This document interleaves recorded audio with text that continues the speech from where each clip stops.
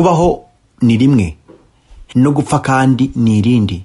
Gusa byose ni ibintu wakumira uramutse ubishatse ukabaho neza. Kubaho neza ukagira umubiri uteye neza ntibitoragurwa, birigwa. Ibuka ukande subscribe maze uhure n'inzobere Just Bwanakweli.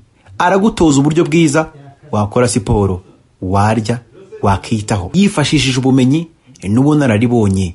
Aragutoza uburyo kandi bwiza wakora siporo ndetse ukita ku mubiri wawe, ugakora ukabaho neza, mbese hehe n'ubusaza. Meze muteshiti zacu zidukurikira kuri Rwanda Fitness Sport. Uyu munsi tugiye gukora amaguru. Turabereka exercice zigeze nko kuri enye zose zikora mu gice cy'igihimba cyo hasi. Amaguru tukabereka byibuze duhereye kuri exercice zoroshye uko tugenda tubaha dukurikije na level tugezeho. Uyu munsi rero turatangira izoroshye, tuzabahe n'izindi n'uzabashaka n'izikomeye nazo ntacyo tuzazibaha. Urakoze cyane, reka mukurikire dutangira na warm up.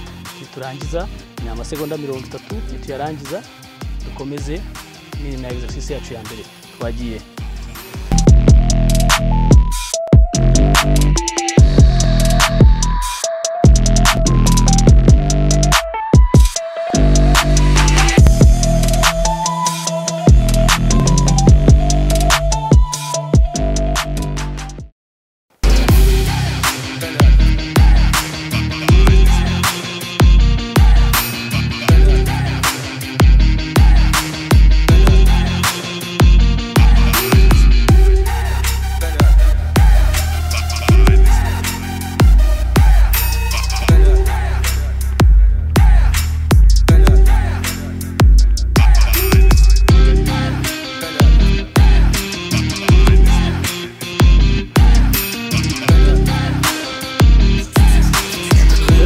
Ya mbere ubwo turaza kuruhuka ya masegonda 10 ubundi dukomeza.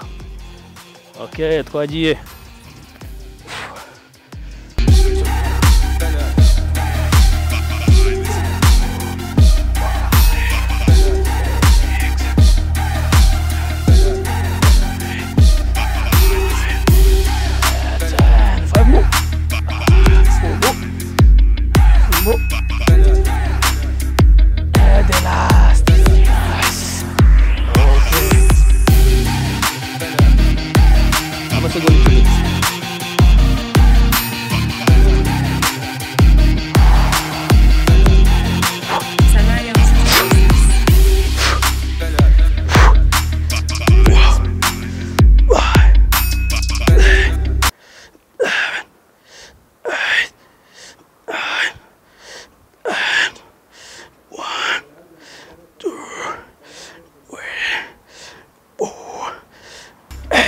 And then you change.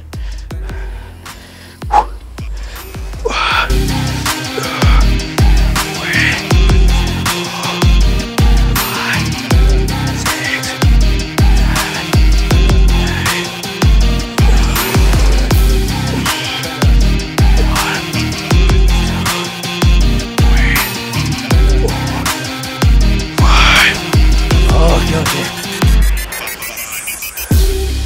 Kujya kuri exercice yacu ya gatatu.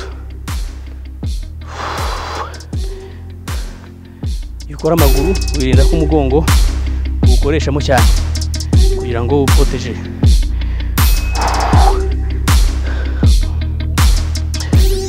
Okay, twagiye.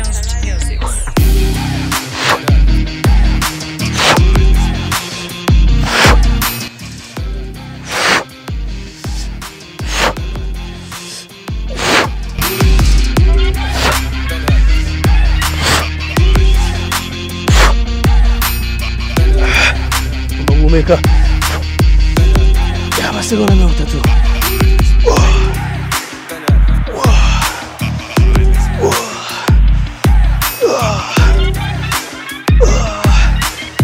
Izi ku bakobwa zabafasha.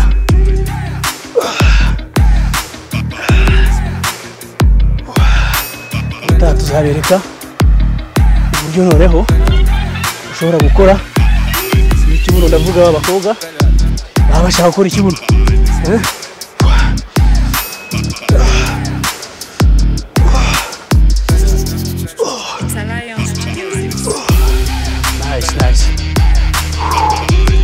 turangije exercise ya nyuma. Exercise ya nyuma turayikora kuri aka kantu shyiraho amano akaba ari yajya imbere ubundi ukajya uzamuka 1 2 3 4 5 kareba kufundi koko niba uzikora.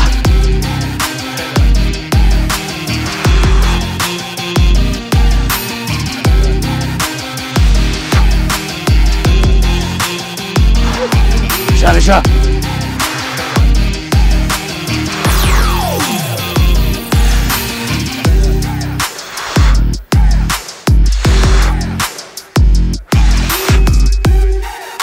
nice. Ubwo tukaturangije seti zacu nkuko arenye ngo twabyumvikanyeho mbere, tukaba rero tuba n'ubutaha tuzabaha n'izindi twifashishije ndetse n'ibiro. Murakoze rero kudukurikira.